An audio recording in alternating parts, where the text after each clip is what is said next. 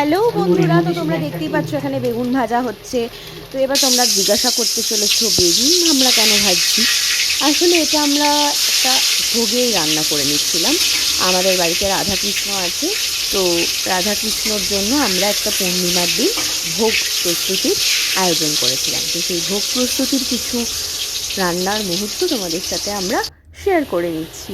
তো আগের ভিডিওতে তোমরা দেখতে পেলে যে আমরা বেগুন ভাজছি, এখন দেখতে পাচ্ছ আমরা আলু ভাজছি। হ্যাঁ, এইভাবেই আমরা 3 রকম ভাজা করে নিয়েছিলাম, বেগুন ভাজা, আলু ভাজা, আর তার সাথে ছিল ভেন্ডি ভাজা। এই 3 রকম ভাজাই আমরা ভেজে নিয়েছিলাম রাধাকৃষ্ণের ভোগ নিবেদনের জন্য। আর রাধার খুব প্রিয় খাদ্য তোমরা কি জানো? কচু। কচু খেতে রাধা খুব ভালোবাসেন, তাই জন্য রাধার জন্যই আমরা স্পেশালি কচু আলুর তরকারি করে নিয়েছিলাম। 3 রকম ভাজা ছিল ভোগের জন্য, তার সাথে ছিল কচু আলুর তরকারি। তো সেটা তোমরা দেখতেই পাচ্ছ। এখন আমরা কচু আলুর তরকারি বানাচ্ছি। আমরা মশলা দিয়ে নিচ্ছিলাম একটু একটু করে। আমি বানিয়েছিলাম তরকারিটা, তো তোমাদের সাথে পুরো ব্লগটা শেয়ার করা হয়নি, যেটুকু পেরেছি ছোট্ট ছোট্ট ক্লিপস করে শেয়ার করা হয়েছে। তো তোমরা সেটা দেখো। নেক্সট ব্লগে তোমরা দেখতে পাবে পুজোর প্রস্তুতির ব্লগটা, আর পুজো করার ব্লগটা, আরতি থাকবে ওখানে, দেখতে পাবে।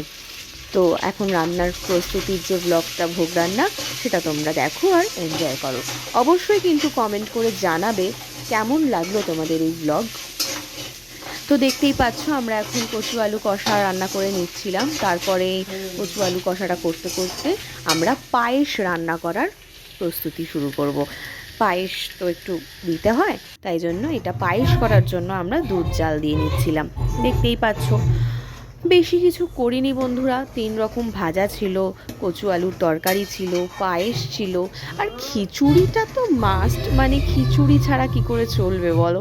ভোগ মানেই ভোগের খিচুড়ি, জাস্ট ফ্যাবুলাস। তার সাথে দেখো পায়েসটা আমাদের কমপ্লিট হয়েই এসছে। কমপ্লিট করে ফেলেছিলাম, অল্প অল্প করে করেছিলাম। তো পায়েস আর তরকারিটা আমাদের প্রায় হয়েই এসছে। এটা তো ছিল রাধার জন্য, মানে রাধার প্রিয় কচু বলে কচু আলুর তরকারি করেছিলাম, গাটি কচু।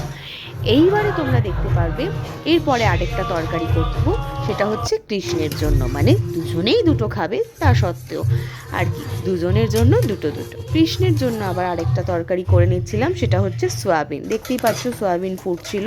এরপরে আমরা একটু ফোড়ন দিয়ে নিয়েছিলাম। পুরো রেসিপিটা তোমাদের শেয়ার করিনি, রেসিপি তো তোমরাও জানো, বলো এগুলো তো সিম্পল রান্না। তো আমরা সয়াবিন আলুর তরকারি করে নিয়েছিলাম কৃষ্ণের জন্য। 2 রকম তরকারি হয়েছিল, পায়েস হয়েছিল, 3 রকম ভাজা হয়েছিল। তো এখন চলছে আবার সয়াবিন আলু রান্নার প্রস্তুতি। দেখো প্রায় আমরা কষিয়েই ফেলেছি, সয়াবিন আলুটাকে কষাচ্ছিলাম। এরপরেই একটু জল দিয়ে দেবো সেদ্ধ হবার। তারপরে আমাদের খিচুড়ি রান্নার প্রস্তুতি আমরা শুরু করে ফেলবো।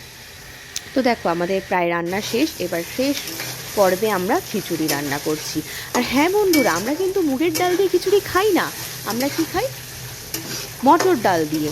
দেখতেই পাচ্ছ মটর ডাল, মানে খাই না না, মুগের ডাল দিয়েও খিচুড়ি খাই, বাট মটর ডালের টেস্ট আলাদাই।